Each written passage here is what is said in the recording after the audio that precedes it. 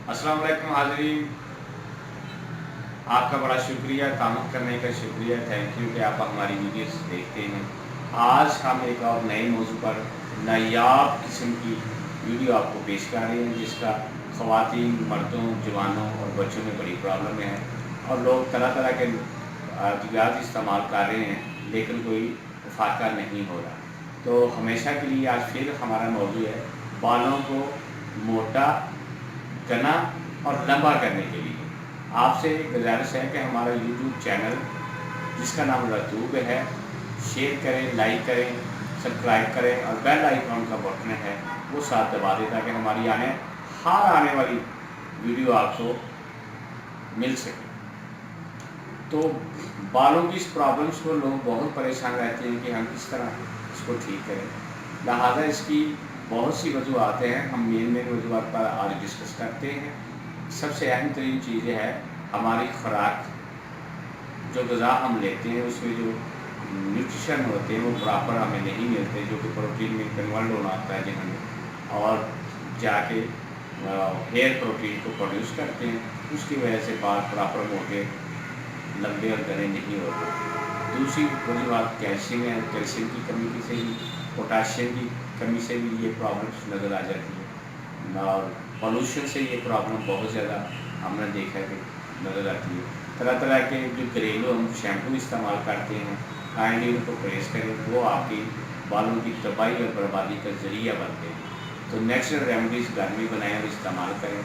आज हम आपको बता रहे हैं इंशाल्लाह इस रेमेडी से आपने इसको खाना है और लगाना भी है।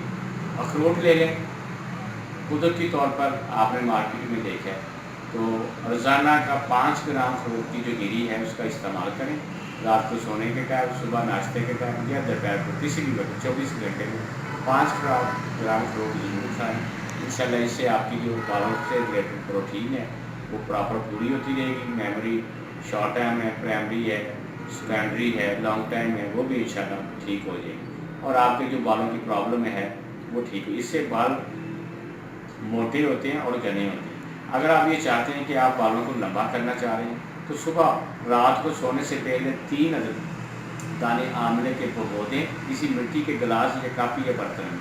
सुबह उठकर आंवले को मुँह नहार 3 दाने ज़रूर खाएँ। इससे बाल आपके लंबे होंगे, इंशाल्लाह बहुत ज़्यादा लंबे होंगे और डैंड्रफ फ्री होंगे।